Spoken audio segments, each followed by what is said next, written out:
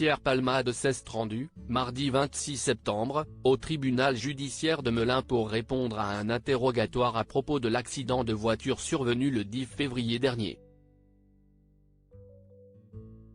Au cours de cette audition, le comédien est notamment revenu sur sa sortie polémique en boîte de nuit durant son contrôle judiciaire. Une audition de 3 heures.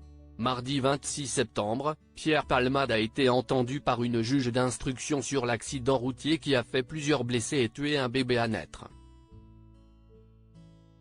Au cours de cette audition, le comédien est notamment revenu sur sa thérapie anti-drogue.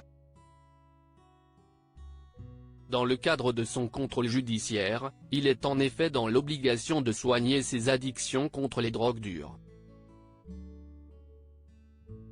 Je me rends compte que la thérapie est nécessaire parce que j'étais tombé très profond dans la drogue, dans la toxicomanie lourde, a-t-il reconnu devant la juge, expliquant lutter au quotidien contre le craving, terme désignant une envie irrépressible de consommer une substance ou d'exécuter un comportement gratifiant alors qu'on ne le veut pas à ce moment-là.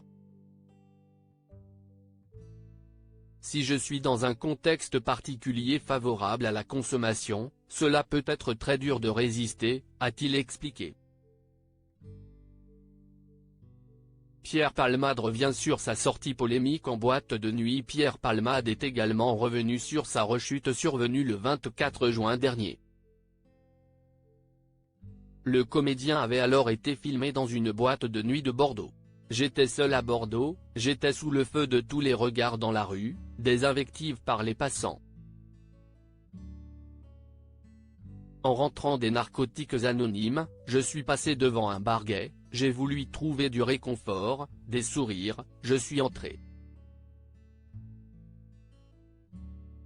Les gens étaient gentils avec moi, je ne pensais qu'à me changer les idées, je me suis laissé entraîner dans une discothèque gay, a avoué l'ancien meilleur ami de Muriel Robin. Bien que son contrôle judiciaire n'interdise pas ce genre de sortie, les images publiées sur les réseaux sociaux avaient indigné la toile. C'est tout sauf de la désinvolture.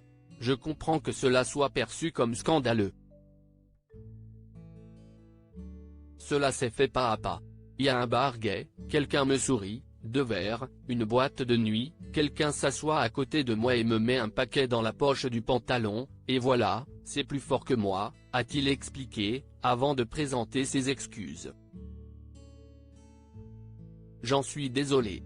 Je n'ai pensé qu'à avoir quelques sourires, je ne suis pas allé chercher la drogue, je n'avais rien derrière la tête. J'ai vraiment cru que c'était un réconfort.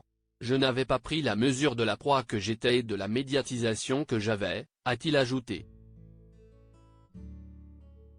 Affaire à suivre.